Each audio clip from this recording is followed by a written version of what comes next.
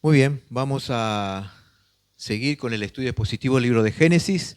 Así que hoy nos toca Génesis 47. Así que les invito a que abramos la Biblia, Génesis 47.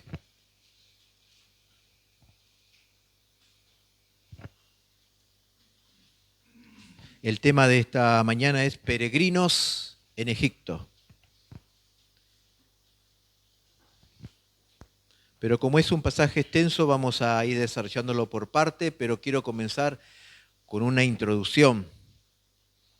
En este capítulo 47 vamos a ver que es la continuación de la llegada de Jacob con toda su familia a Egipto, donde habitarían por 430 años. Jacob no sabía eso. Ellos iban a estar en Egipto por 430 años para luego Dios sacarlos y conducirlos a la tierra de Canaán, tierra que Dios le había prometido, primeramente a su abuelo Abraham, luego a su padre Isaac y ahora a Jacob. Pero ahora Jacob pasaría en Egipto sus últimos 17 años de vida en una tierra extranjera, y con esto Dios estaría llevando adelante su plan de redención. ¿Y cuál era el plan de redención que Dios tenía? Que Dios había elegido un pueblo entre todas las naciones. ¿Y cuál era ese pueblo? La nación de Israel.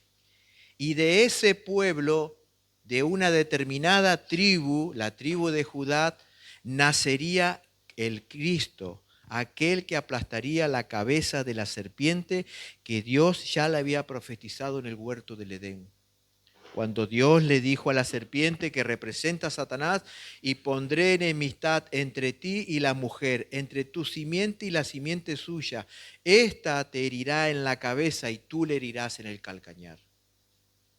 Dios eligió un pueblo, eligió una tribu, de ahí vendría ese Salvador que aplastaría la cabeza de la serpiente. Ahora, ¿qué tiene que ver esto con el pasaje de hoy? Dios llevó al pueblo de Israel a Egipto primeramente para protegerlo de la hambruna. Recuerde que la hambruna duraría 7 años. Permitirles multiplicarse y mantener su identidad como pueblo de Dios, ya que en Canaán, si ellos seguían viviendo en Canaán, correrían el riesgo de mezclarse con los pueblos paganos que vivían en una total inmoralidad. Entonces Dios los saca de Canaán para que ese pueblo que Él está formando no se mezcle con los cananeos. Además de esto, Dios quería preservar la descendencia de donde vendría Cristo. Y en Egipto ellos estarían separados de la cultura y el paganismo de esa nación. ¿Por qué? Porque ellos habitarían en Gosén, un territorio que estaba a 100 kilómetros de la capital. Allí se multiplicarían en gran manera hasta cumplirse los 430 años. Y en todos esos 430 años, Jacob y toda su familia serían peregrinos y extranjeros. Hermanos, de la misma manera cada cristiano se dirige a la patria celestial. No sé si usted esto lo recuerda siempre, que nosotros somos peregrinos y extranjeros y vamos de paso, vamos de camino a la patria celestial. El cristiano no pertenece a este mundo. Ciertamente estamos en este mundo, pero no somos parte de este mundo. Mientras el cristiano viva en este mundo, debe pensar que es un peregrino y un extranjero. Y por lo tanto no debe mezclarse con los valores y la filosofía de este mundo, sino que debe guardar su identidad como hijo de Dios. Porque nosotros somos extranjeros y peregrinos. En Romanos 12 se nos manda a no amoldarnos a este mundo, sino a cambiar nuestra forma de pensar. Dejemos de pensar terrenalmente para comenzar a pensar espiritualmente. Ahora alguien aquí se estará preguntando, ¿qué es el mundo según la Biblia? ¿Qué es el mundo? El mundo es un sistema de pensamientos y valores creados por hombres que no conocen ni aman a Dios. Lo vuelvo a repetir, ¿qué es el mundo según la Biblia? Es un sistema de pensamientos y valores creados por hombres que no conocen ni aman a Dios. El mundo proclama felicidad, pero sin Dios. También el mundo se opone a todo lo que Dios ha creado y ha revelado en su palabra. El mundo es anti Dios. El mundo se levanta contra Dios. Y nosotros como cristianos estamos en un mundo como peregrinos y extranjeros y por lo tanto no debemos amoldarnos al mundo. El mundo tratará por todos los medios de seducir a los cristianos a ser como ellos y a vivir como ellos, pero la Biblia enseña que ser cristiano es ser diferente al mundo. Ser cristiano es ser diferente al mundo. ¿Por qué? Porque Dios nos llamó del mundo. La palabra iglesia significa a los llamados afuera. Es decir, Dios nos sacó del mundo para que ya no seamos como el mundo, para que le sirvamos a Él. Por lo tanto, si Dios me rescató del mundo, yo no puedo ser y vivir como el mundo. Nosotros hoy somos peregrinos y extranjeros, y es lo que vamos a ver en el capítulo 47 de Génesis. Pero vamos a comenzar leyendo el versículo 1 al 6.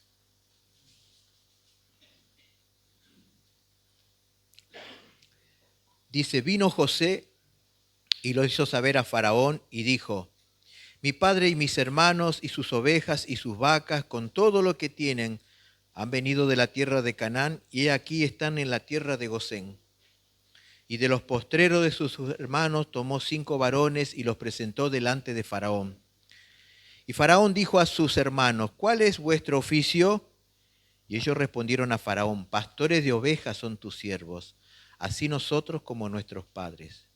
Dijeron además a Faraón, para morar en esta tierra hemos venido, porque no hay pasto para las ovejas de tu siervo, pues el hambre es grave en la tierra de Canaán. Por tanto te rogamos ahora que permitas que habiten tu siervo en la tierra de Gosén.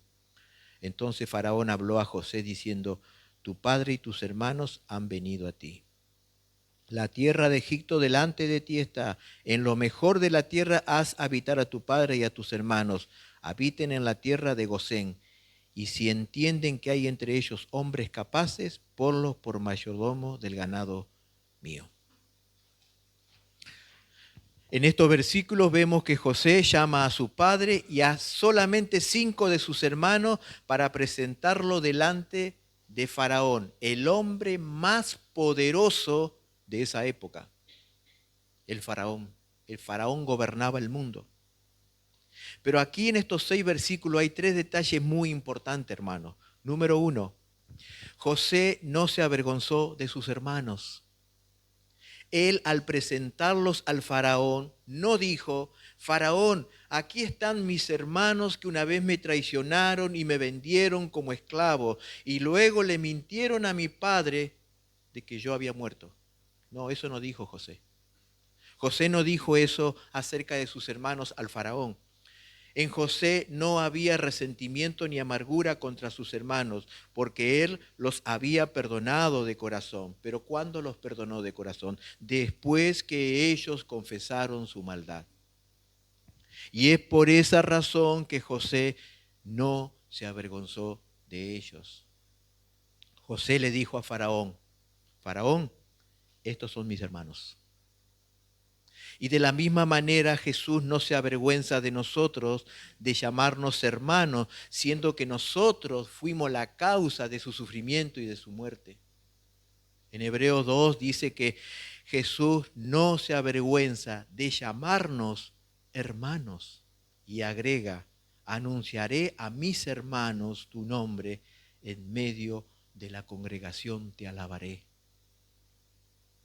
Qué bendición de que nuestro amado Salvador no se avergüenza de nosotros. Pero la pregunta en esta mañana, hermano, es, ¿por qué muchas veces nosotros sí nos avergonzamos del Señor? El Señor no se avergüenza de nosotros, pero ¿por qué nosotros a veces nos avergonzamos del Señor? Lamentablemente eso muchas veces ocurre. ¿Y de qué manera nos avergonzamos a veces del Señor? Número 1, ocultando nuestra fe. es decir, evitando hablar de Cristo o de la Biblia en nuestro entorno laboral o social por miedo a las burlas y al rechazo. No confesamos que somos cristianos, que somos hijos de Dios, nos avergonzamos. Número 2, no defendiendo los valores cristianos o permitiendo comentarios ofensivos contra Dios o contra Cristo y nos mantenemos callados para quedar bien con los demás. De pronto hay alguien que está blasfemando el nombre de Dios, el nombre de Cristo, y nosotros nos quedamos callados. Eso implica que nos estamos avergonzando del Señor. Número 3, participar de actividades o negocios mundanos para poder encajar en un grupo porque no estamos satisfechos con nuestra identidad, no estamos contentos con ser cristianos. Parecería que ser cristiano es algo de baja, de baja personalidad. 4, a veces nos avergonzamos de Cristo porque vivimos públicamente de una manera contraria al Evangelio. Decimos una cosa, pero hacemos otra. ¿Pero por qué? Para no sufrir ser criticado y difamado por los que nos rodean. ¿Saben qué es eso? Nos avergonzamos del Señor, mientras que Él no se avergüenza de nosotros. ¿Y por qué nos avergonzamos a veces del Señor? Y yo pienso que si somos sinceros, todos hemos caído en esto. ¿Y por qué muchas veces nos avergonzamos del Señor? Porque tenemos más temor al hombre que amor por nuestro Salvador. Nuestro temor al hombre es más fuerte que nuestro amor por el Señor. Cuando el temor domina mi vida más que el amor por Cristo, muchas veces me voy a avergonzar de Él. ¿Por qué el Señor no se avergüenza de nosotros? Porque nos ama, porque su amor es grande hacia nosotros. Entonces José no se avergonzó de sus hermanos, como tampoco Cristo se avergüenza de nosotros. El segundo detalle que vemos en estos versículos 6 es que cuando Faraón le pregunta a los hermanos de José, ¿qué oficio tienen? Ellos respondieron como José les había indicado, pastores de ovejas son tus siervos. Ahora, ¿cuál era el propósito de por qué José les había pedido a sus hermanos que declaren ante el faraón que ellos eran pastores de ovejas? Porque los egipcios, dice el capítulo anterior, aborrecían a los pastores de ovejas. Y eso haría que la familia de José vivan alejados de los egipcios. Y también eso le permitiría habitar en Gosén, una zona muy fértil en donde estarían alejados de la influencia del paganismo y de la idolatría de Egipto. Y eso les permitiría a la familia de José no perder su identidad y su devoción a Dios. ¿Qué hubiera pasado si Jacob y toda su familia se hubieran quedado en la capital de Egipto? Se hubieran quedado en el palacio, ya que su hermano era la segunda persona más importante de Egipto. ¿Qué hubiera pasado? Ellos pronto habrían adoptado la cultura y la religión pagana y terminarían amando la tierra de Egipto en vez de anhelar la tierra prometida, la tierra de Canaán. Pero esto era el propósito de Dios. Dios, al llevarlos a Gosén, los estaba protegiendo de no perder su identidad y la promesa de una tierra que les daría, y también estaría protegiendo el linaje de donde vendría Cristo. Hermanos, de la misma manera, el propósito de Dios para cada cristiano es que seamos un pueblo santo y separado del mundo. ¿Para qué? Para servirle solo a Él y de esa manera mantener nuestra identidad, creencia y prioridades, recordando que no pertenecemos a este mundo. Nosotros pertenecemos a Cristo, no a este mundo. Él nos compró con un alto precio, su preciosa sangre. En tercer detalle que podemos ver aquí es que José, al ser un hombre de alto rango y de estar lleno de responsabilidades, Él se ocupó de su familia para proveerle sustento y seguridad a toda esa familia. ¿Recuerdan cuántas personas eran? 66 personas que vinieron de Canaán a instalarse en Egipto. Él no sacrificó a su familia a pesar de sus tantas ocupaciones en el gobierno. Él priorizó la familia. Y aquí hay una enseñanza para todos los hombres, aquellos que son solteros, aquellos que son casados. Hay una buena enseñanza que nos deja la vida de José en cuanto a las prioridades. A las prioridades. Yo siempre digo, si tú naciste hombre, si tú naciste varón, es porque Dios quiere que seas un líder.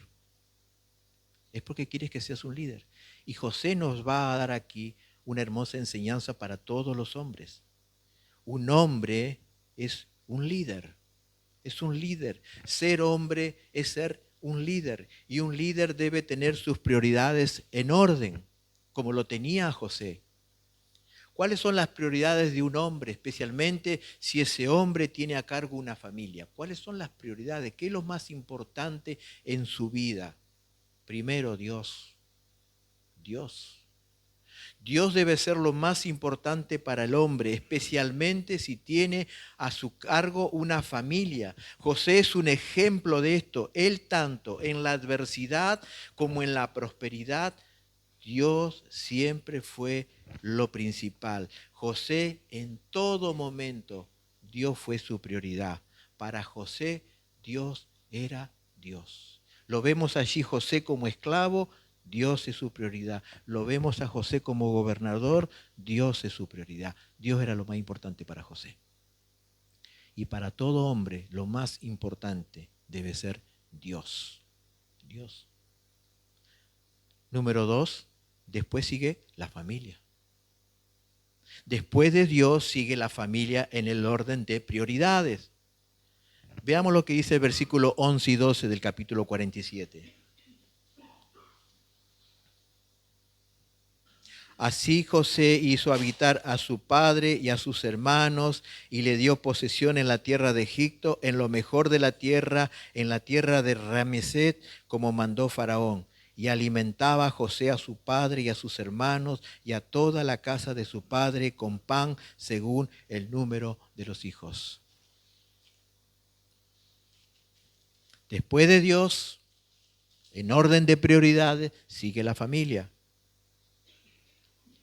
José, a pesar de ser un hombre con muchas ocupaciones, él se ocupó de toda su familia en darle sustento y seguridad. Y esa es la responsabilidad de todo hombre, de todo líder, proveer y proteger. José, a pesar de que era un hombre muy ocupado, él sustentó a su familia, le dio protección y seguridad. Dice, y alimentaba a José a toda su familia. Pero si un hombre cristiano descuida esta responsabilidad, dice la Biblia que es peor que un incrédulo. Pablo dice en 1 Timoteo 5:8, porque si alguno no provee para los suyos y mayormente para los de su casa, ha negado la fe y es peor que un incrédulo. Esto nos enseña que descuidar este valioso deber de responsabilidad hacia la familia coloca al hombre en posición moral peor que alguien que no cree en Dios, ya que muchos incrédulos se ocupan de su familia diligentemente y responsablemente. Entonces, ¿cuáles son las responsabilidades de un hombre, de un líder? Primero Dios, después su familia y en tercer lugar su trabajo. José es un ejemplo de alguien que tanto en la adversidad como en la prosperidad trabajó arduamente y por esa razón es que Dios y las personas lo recompensaron. Recuerden que José trabajó en la casa de su padre, luego trabajó en la casa de Potifar, luego trabajó en la cárcel y ahora estaba trabajando en el palacio. Pero nunca José valoró más el trabajo que a Dios y su familia. José es un ejemplo de alguien que trabajó arduamente en cualquier circunstancia, cuando era hijo, cuando era esclavo, cuando era prisionero y cuando era gobernador. Él siempre se destacó por trabajar, pero él nunca cambió el trabajo por Dios y su familia. Nunca. Por lo tanto, todo hombre que quiera la bendición de Dios debe tener en orden las prioridades. Primero, Dios, mi comunión, mi relación con Dios. Es lo primero. Después, mi familia. Yo no sé si usted sabía, pero la familia es su primera iglesia. Esta es su segunda iglesia. La familia es su primera iglesia. Y luego es el trabajo. Mi responsabilidad como hombre, como líder, es proveer y proteger a mi familia. Y José, vemos este orden de prioridades en su vida. Primero Dios, después su familia, después su trabajo. Y hermanos, estas prioridades siempre deben estar en el orden correcto, porque si la familia o el trabajo están antes que Dios, eso es idolatría. Esto no traerá la bendición de Dios, sino tristes consecuencias. Aun cuando la familia y el trabajo son cosas buenas, hermosas, pero si ocupan el lugar de Dios, dice la Biblia, eso es idolatría. Primero Dios, después la familia, después el trabajo. Y eso lo vemos muy detalladamente, no solo en la vida de José, sino en toda la Biblia. Versículos 7 al 10 del capítulo 47. También José introdujo a Jacob su padre y lo presentó delante de Faraón. Y Jacob bendijo a Faraón. Y dijo Faraón a Jacob, ¿cuántos son los días de los años de tu vida? Y Jacob respondió a Faraón, los días de los años de mi peregrinación son 130 años. Pocos y malos han sido los días de los años de mi vida, y no han llegado a los días de los años de la vida de mi padre en los días de su peregrinación. Y Jacob bendijo a Faraón y salió de la presencia de Faraón.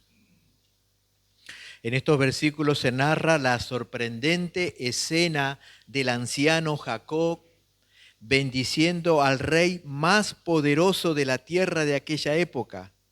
Y Jacob bendijo al faraón en dos oportunidades. Uno esperaría ver a Faraón bendiciendo a Jacob, pero fue todo lo contrario. Jacob, como príncipe de Dios, bendijo al príncipe de Egipto. Ante los ojos del mundo, Faraón era superior a Jacob. Pero acá viene lo más hermoso. Ante los ojos de Dios, Jacob era superior a Faraón.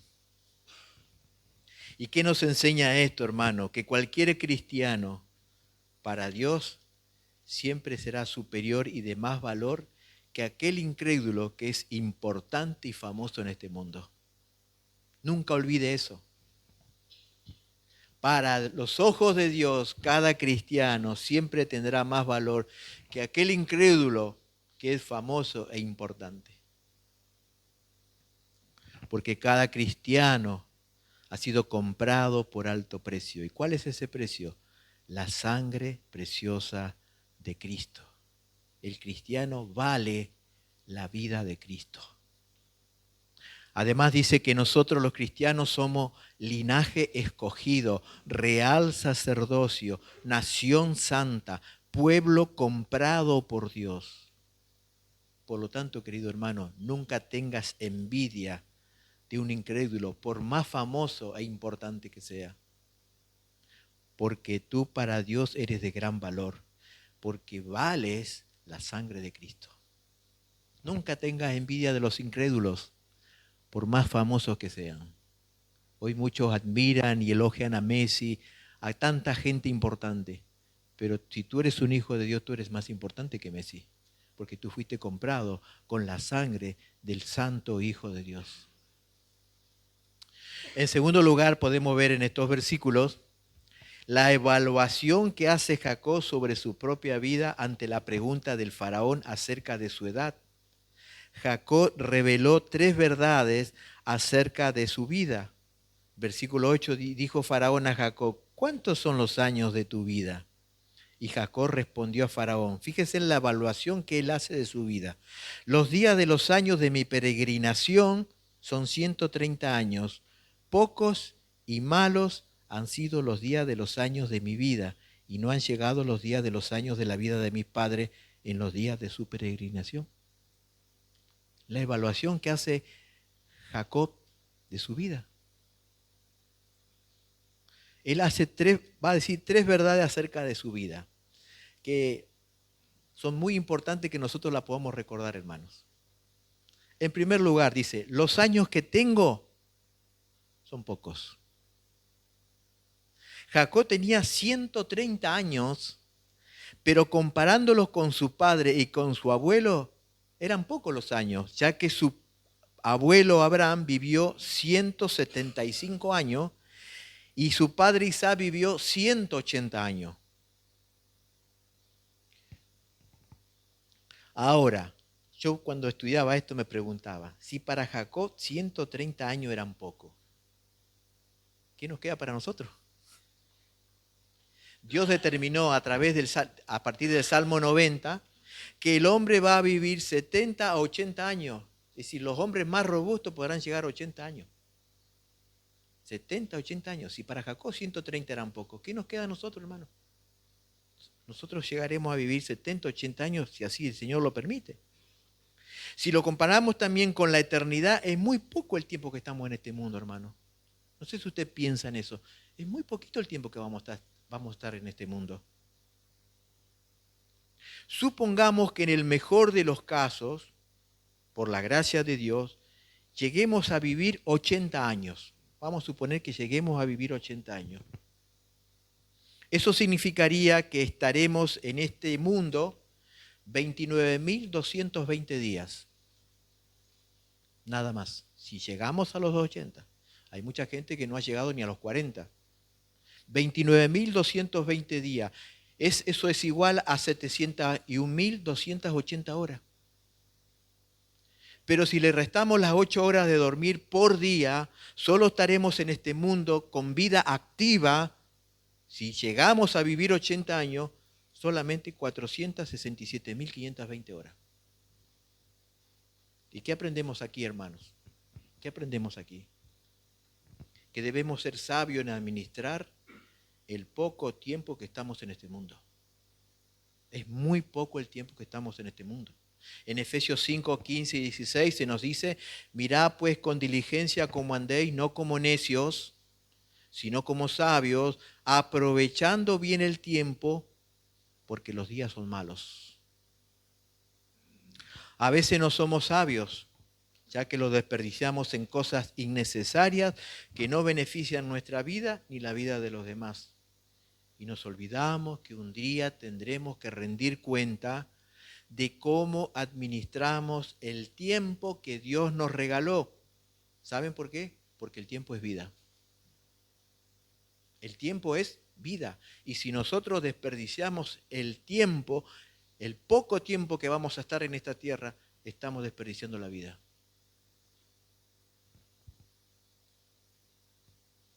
Le voy a dar un pequeño ejemplo. Vamos a suponer que yo por día uso 2 horas para ver TikTok, que no estoy diciendo que es malo, 2 horas por día para ver solamente TikTok. No estoy hablando de prédica en alabanza, 2 horas por día. En el mes son 60 horas. En el año son 720 horas. En un año he perdido un mes usando mi tiempo en cosas que no beneficiaron mi alma. En un año, un mes, lo perdí en cosas que no benefician mi alma. No estoy diciendo que sea malo, pero tengamos en cuenta que la Biblia nos manda a ser sabios y no necios en cómo administramos el poco tiempo que vamos a estar en este mundo. Y yo saqué un cálculo de 80 años, pero si no llegamos ni a los 50 ni a los 60, es mucho menos. Entonces la Biblia nos dice, usemos bien el tiempo, porque es breve, es poco, los días son malos. Y un día vamos a tener que rendir cuenta. El tiempo que Dios nos regaló, porque el tiempo es vida. Y Jacob dijo, los años son pocos. Y eso que él ya había vivido 130 años. Imagínense nosotros, hermanos. Seamos sabios en administrar el tiempo, porque el tiempo es vida. Número 2, Jacob también evaluar su vida. Declara que sus años han sido malos. No solo pocos, sino malos, dice. Pero al estudiar toda la vida de Jacob, llegamos a la conclusión que fueron malos por causa de su pecado. Jacob sufrió por engañar a su padre y a su hermano al robar la primogenitura. Jacob sufrió al tener que irse de su casa porque su hermano lo quería matar. Jacob también sufrió el engaño de su suegro en cuanto al darle como esposa a una hija que él no quería y tuvo que trabajar 7 años por la otra hija quien realmente amaba. Y también Jacob sufrió el engaño de su suegro en cambiarle el sueldo 10 veces. También Jacob sufrió físicamente al luchar contra Dios, en donde su cadera fue desconjuntada y quedó cojo el resto de su vida. También sufrió la mentira de sus hijos en cuanto a José, ya que por 22 años hizo duelo y lloró por un hijo que en realidad no estaba muerto. Y ahora Jacob estaría sufriendo 9 años de hambruna, y es por eso que él declara que sus años sí habían sido pocos, pero también malos. Pero luego Jacob reconoce que Dios nunca lo abandonó, y eso es lo hermoso, sino que lo sostuvo y lo protegió. Fíjese en lo que dice Génesis 48:15.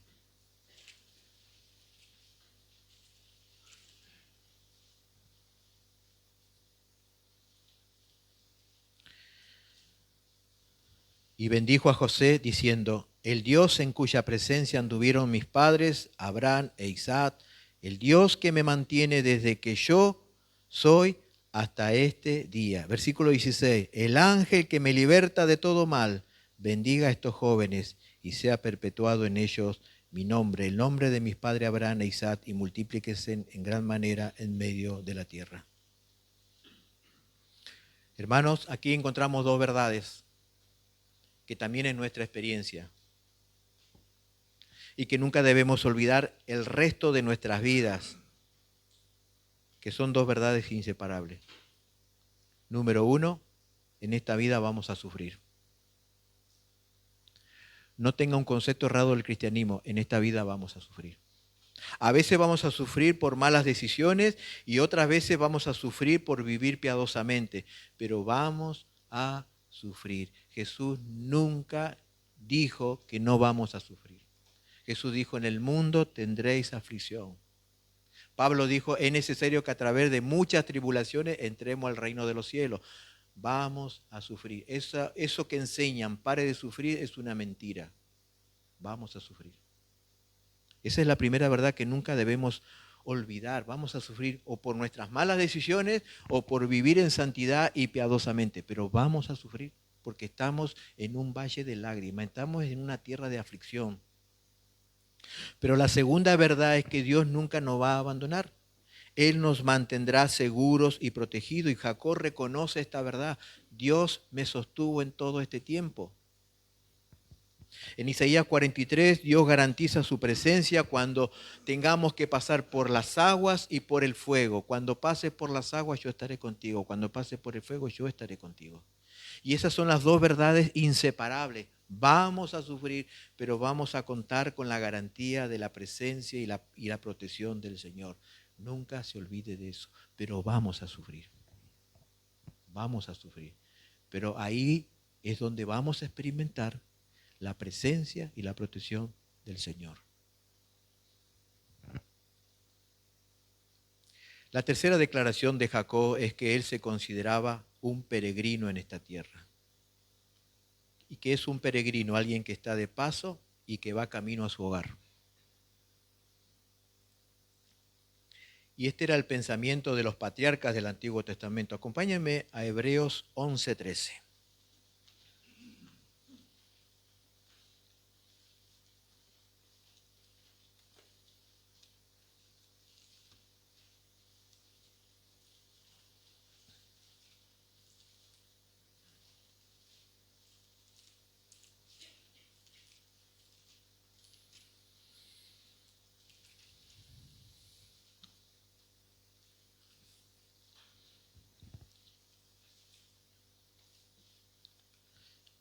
Hebreos capítulo 11, versículo 13. Está allí, hay una cantidad de nombres de personas que fueron ejemplos de fe. Y dice versículo 13, los del Antiguo Testamento, por supuesto, conforme a la fe murieron todos estos sin haber recibido lo prometido, sino que mirándolo de lejos y creyéndolo y saludándolo y confesando qué cosa, que eran extranjeros y peregrinos sobre la tierra. ¿Cuál era el pensamiento de los patriarcas y de los creyentes del Antiguo Testamento? Que somos extranjeros y peregrinos en esta tierra. Es decir, que ellos no se apegaban a cosas terrenales y pasajeras de esta tierra, sino que se apegaban a las promesas espirituales y eternas. Ellos no tenían su seguridad y su esperanza en esta tierra, sino en Dios. Por eso ellos se consideraban peregrinos y extranjeros. Estamos de paso, vamos camino a nuestro hogar. Y esta es la mentalidad que debe tener todo verdadero creyente. Nosotros estamos de paso por este mundo y vamos camino a la patria celestial. Por lo tanto, no pongamos, hermano, nuestra esperanza y seguridad en nada de lo que hay en este mundo. Porque no somos de este mundo, somos peregrinos y extranjeros. Cuando entendemos esta verdad, ¿saben qué sucederá cuando yo tenga la mentalidad de un peregrino y un extranjero? Seremos librados del materialismo. No nos aferraremos a las cosas materiales porque sabemos que este mundo no es mi hogar, que yo estoy de paso. ¿Qué más sucederá? Tendremos consuelo cuando atravesemos momentos de sufrimiento porque sabemos que nos espera la gloria eterna. Tendremos consuelo porque yo diré, este no es mi hogar, voy camino a la gloria. Y también cuando tengamos la mentalidad de un peregrino y extranjero, nos ayudará a acomodar nuestras prioridades a la luz de la eternidad. Cada decisión que yo tome, lo voy a considerar a la luz de la eternidad, no de este mundo. ¿Cómo eso va a afectar mi eternidad? No tanto cómo va a afectarme acá en esta vida. Todas nuestras decisiones girarán alrededor de la eternidad y no de este mundo pasajero. Todas las decisiones tendrán que ver con Cristo y su evangelio, no de mis derechos o requisitos para ser feliz en esta tierra.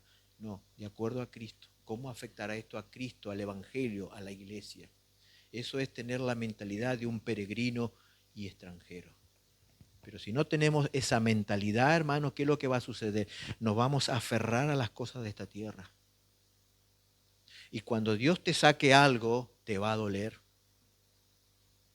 Porque tú considerabas que eso era tuyo. No, somos peregrinos y extranjeros. Vamos camino a la patria celestial.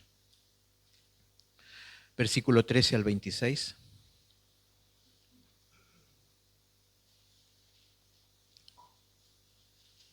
No había pan en toda la tierra y el hambre era muy grave, por lo que desfalleció de hambre la tierra de Egipto y la tierra de Canaán.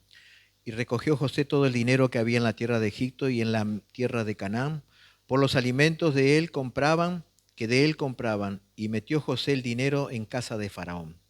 Acabado el dinero de la tierra de Egipto y de la tierra de Canaán, vino todo Egipto a José diciendo, danos pan. ¿Por qué moriremos delante de ti por haberse acabado el dinero? Y José dijo, da vuestros ganados y yo os daré por vuestros ganados si se ha acabado el dinero. Y ellos trajeron sus ganados a José y José les dio alimento por caballos y por el ganado de las ovejas y por el ganado de las vacas y por asno y les sustentó de pan por todos sus ganados aquel año. Acabado aquel año vinieron a él segundo año y le dijeron, no encubrimos a nuestro señor que el dinero ciertamente se ha acabado, también el ganado ya es de nuestro señor, nada ha quedado delante de nuestro señor, sino nuestros cuerpos y nuestra tierra. ¿Por qué moriremos delante de tus ojos, así nosotros como nuestra tierra?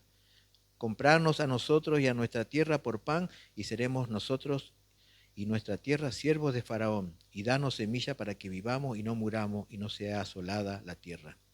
Entonces compró José toda la tierra de Egipto para Faraón, pues los egipcios vendieron cada uno su tierra porque se agravó el hambre sobre ellos y la tierra vino a ser de Faraón. Y al pueblo lo hizo pasar a las ciudades desde un extremo al otro del territorio de Egipto.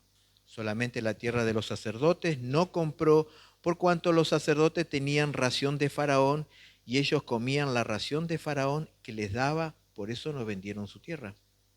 Y José dijo al pueblo: he aquí os he comprado hoy a vosotros y a vuestra tierra para Faraón. Ved aquí semilla y sembraréis la tierra. De los frutos daréis el quinto a Faraón, y los 4 partes serán vuestras para sembrar la tierra, y para vuestro mantenimiento, y para los que están en vuestra casa, y para los que coman vuestros niños. Y ellos respondieron: la vida nos has dado, hallemos gracia en ojos de nuestro Señor, y seamos siervos de Faraón. Entonces José lo puso por ley hasta hoy sobre la tierra de Egipto, señalando para Faraón el quinto, excepto solo la tierra de los sacerdotes, que no fue de Faraón. Bueno, en estos versículos, hermanos, vemos la política de José. Vemos el gran desempeño de José en administrar los asuntos del pueblo ante la gran hambruna que estaba padeciendo la nación de Egipto. Vamos a ver cómo José administró su política en medio de una situación de mucha hambre. Los egipcios ante la gran hambruna tuvieron que desprenderse primeramente de su dinero. El oro y la plata no les servían para comer, sino el grano. Tuvieron que dar el dinero y el oro. Cuando se le acabó el dinero, tuvieron que desprenderse de todo su ganado y de todos sus animales. Los animales que usaban para su trabajo y el ganado que necesitaban para alimentarse, como son los rebaños de oveja y vaca. Tuvieron que desprenderse de todos sus rebaños y animales. Cuando entregaron todo el ganado y los animales, tuvieron que desprenderse de sus tierras, pues no les servían para nada, porque no podían sembrar nada. Y cuando se desprendieron de su tierra, no quedaba otro recurso que venderse a sí mismo como esclavos para poder seguir viviendo. Y así toda la riqueza de Egipto quedó en manos del faraón. Faraón llegó a ser el dueño de todo. Y luego que pasaron los 7 años de hambre, cuando terminó la hambruna, ¿qué hizo José? José dio semilla al pueblo para sembrar en donde ellos vivían, pero sabiendo que la tierra le pertenecía al faraón. Y ellos todos los años debían dar el 20% de su cosecha al faraón. Y ellos se quedaban con el 80% y el 20% iban para faraón. ¿Y cuál fue la reacción y la respuesta del pueblo? La vida nos has dado, seamos siervos de faraón. Ahora, hermanos, ¿qué vemos aquí? Número 1, José no regaló el alimento. José no regaló la comida. Él la vendió. José actuó muy diferente a muchos gobernantes de esta época que regalan el alimento. Y eso promueve, ¿qué cosa? La ociosidad y rompe la cultura del trabajo y del esfuerzo. Lo hemos vivido en nuestro propio país. Se regala la comida. ¿Y qué produce eso? Ociosidad y rompe la cultura del trabajo y del esfuerzo. ¿Para qué voy a trabajar si el gobierno me alimenta? El Señor dejó establecido ya en el comienzo de la creación que con el sudor del rostro el hombre debía ganar el pan. El pan debe ser la recompensa del esfuerzo y del trabajo. Ciertamente nosotros oramos a Dios, el pan nuestro de cada día, dánoslo hoy, pero nosotros tenemos que salir a trabajar. El Señor alimenta a las aves, pero Él no les lleva la comida a sus nidos, sino que las aves todos los días deben salir a buscar el alimento. José no regaló la comida, la vendió. Y ese es un principio bíblico, hermano. La Biblia dice claramente que el que no quiera trabajar, que no coma. Dios estableció que el pan debe ser ganado. La segunda cosa que vemos en estos versículos acerca de la política de José. Una vez que terminaron los 7 años de hambre, el pueblo no solo reconoció que José le había preservado la vida, sino que se ofrecieron ser siervos del faraón. Ellos no se enojaron con José, no se quejaron con José, le agradecieron. La vida nos has dado, José. Nos ofrecemos ser siervos del faraón. Como ustedes saben, José es el personaje del Antiguo Testamento que más refleja a Cristo y aquí se deja ver claramente. Por ejemplo, los egipcios reconocieron que le debían la vida a José.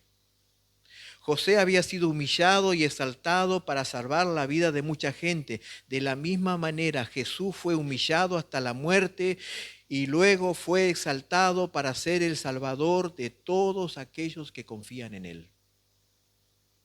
Y los egipcios, al ser salvados de perecer, se ofrecieron voluntariamente ser siervos del faraón. Y nosotros también, al ser salvados por Cristo de la condenación eterna, nos ofrecemos como siervos suyos por amor y gratitud al Señor.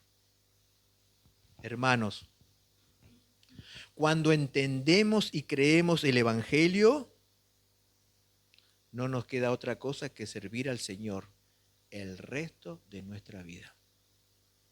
Cuando usted entiende el verdadero Evangelio y lo cree, su reacción va a ser: Señor, yo quiero servirte. Yo quiero ser tu esclavo. Yo quiero vivir para ti. Porque es imposible, escuche bien esto, que yo sea salvo y no sea un siervo. Es imposible eso. Que yo sea salvo, pero no sea un siervo. La salvación nos conduce inevitablemente al servicio. ¿Qué hicieron los egipcios al José haberle preservado la vida? Te vamos a servir. Y es lo mismo que una persona cuando entiende el Evangelio, que la primera reacción: Señor, yo quiero servirte el resto de mi vida. Número 3, quiero que veamos el versículo 22 porque hay algo muy interesante allí. No sé si usted se habrá dado cuenta. Solamente la tierra de los sacerdotes no compró José, por cuanto los sacerdotes tenían ración de Faraón y ellos comían la ración que Faraón les daba, por eso no vendieron la tierra. Versículo 26. Entonces José los puso por ley hasta hoy sobre la tierra de Egipto, señalando para Faraón el quinto, excepto solo la tierra de los sacerdotes que no fue de Faraón. Aquí hay algo muy interesante, hermano.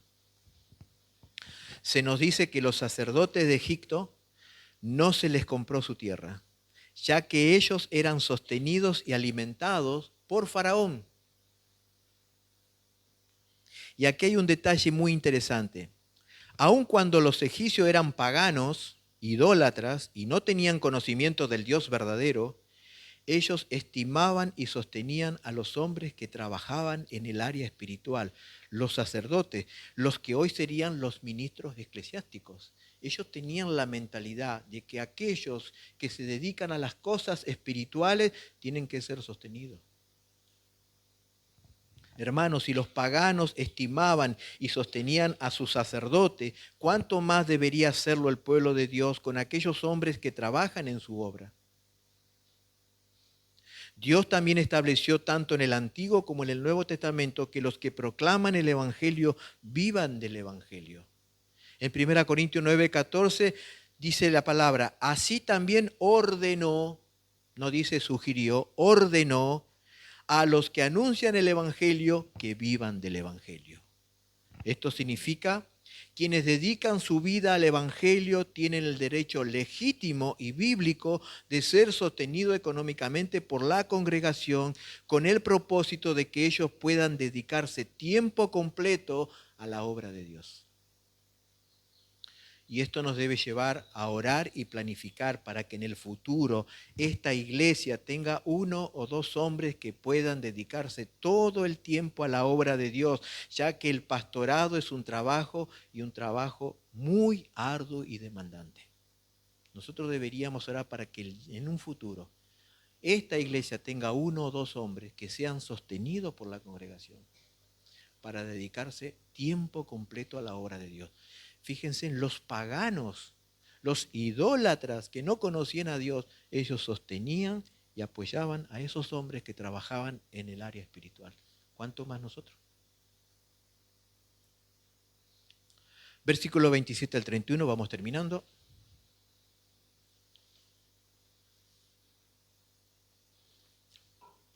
Así habitó Israel en la tierra de Egipto, en la tierra de Gosén, y tomaron posesión de ella y se aumentaron y se multiplicaron en gran manera.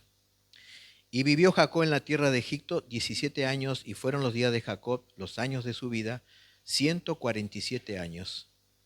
Y llegaron los días de Israel para morir, y llamó a José su hijo y le dijo: si he hallado ahora gracia en tus ojos, te ruego que pongas tu mano debajo de mi muslo, y harás conmigo misericordia y verdad. Te ruego que no me entierres en Egipto.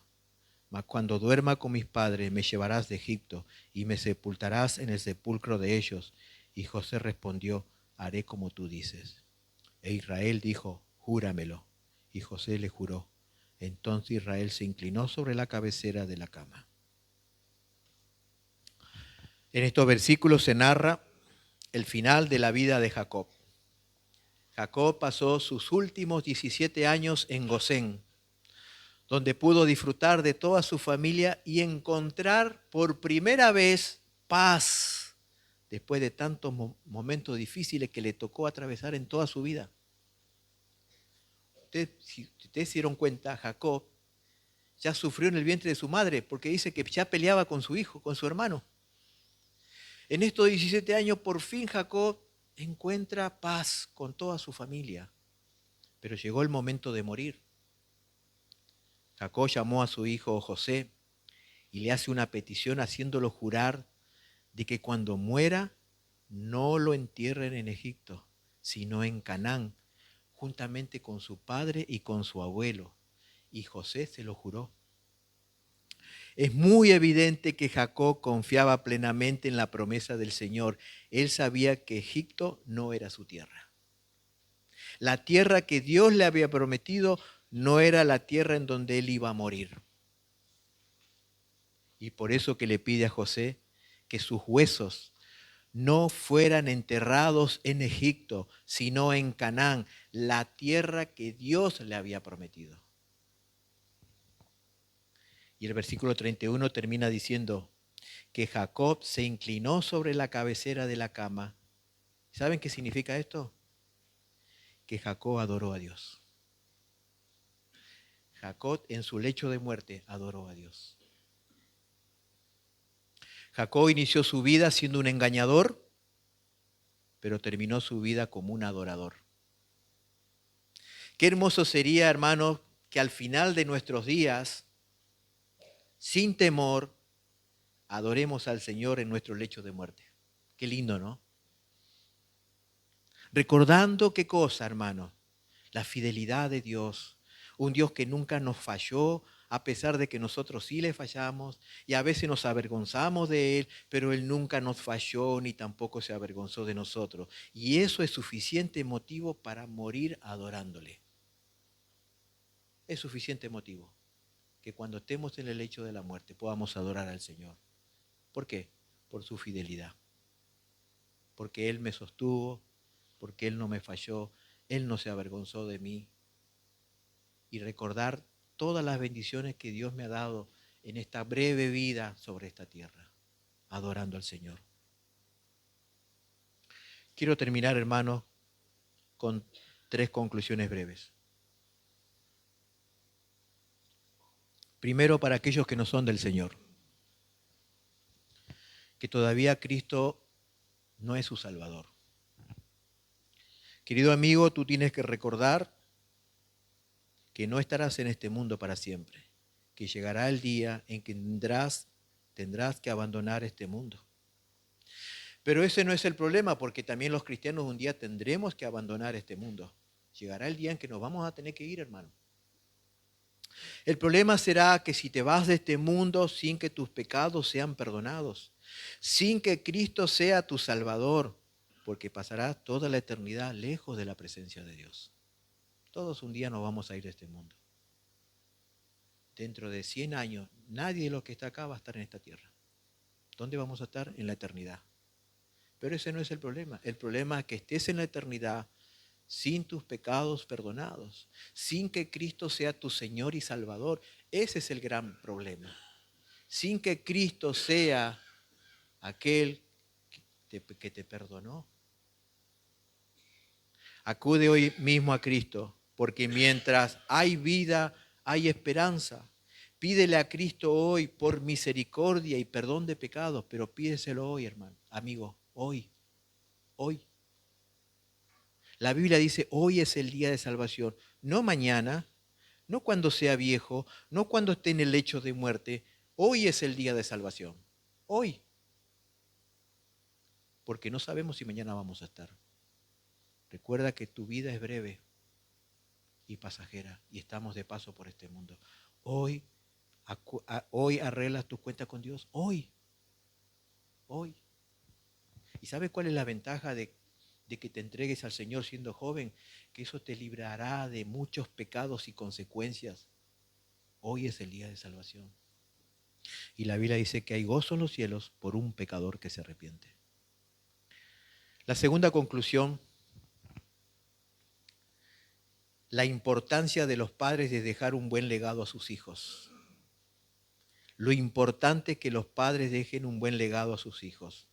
Si ustedes se dieron cuenta, Jacob pidió a José que al morir lo entierren en Canaán. Y José también, antes de morir, pidió exactamente lo mismo.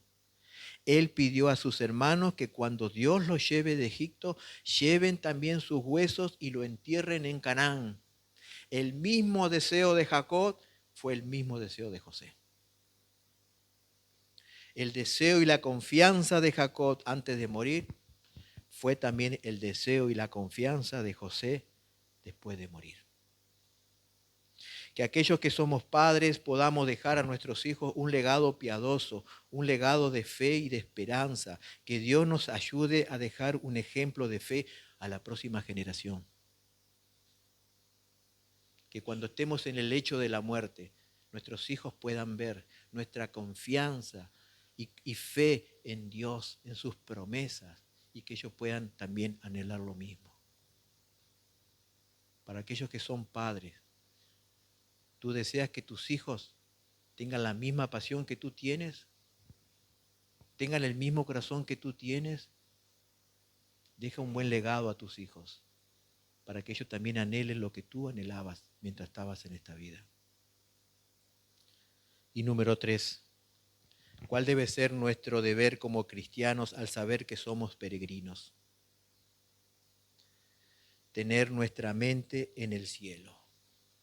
Ciertamente nuestros pies están en la tierra, pero nuestro corazón debe estar en el cielo, en aquellas cosas espirituales y eternas.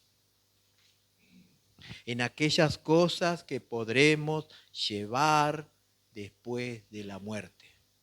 Todo lo que es material no lo vamos a poder llevar. Lo único que vamos a poder llevar a la eternidad es lo que hayamos hecho para el Señor, con amor y gratitud. Todo lo demás va a quedar.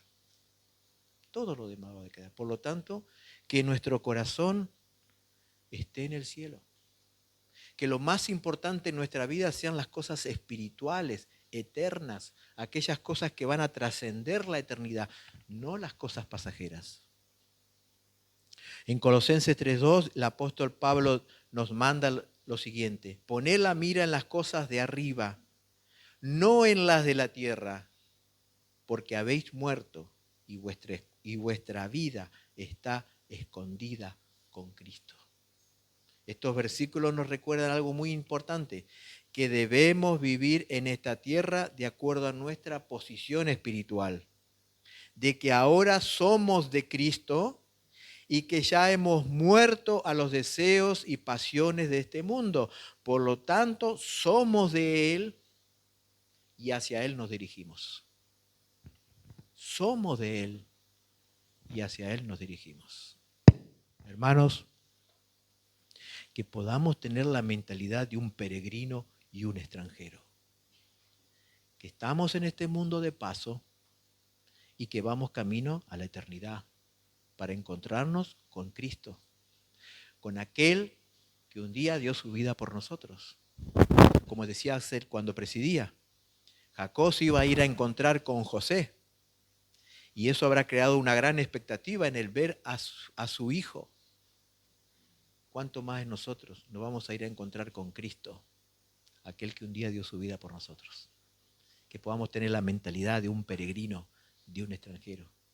Estamos aquí por un tiempo, pero en este breve tiempo queremos servir al Señor.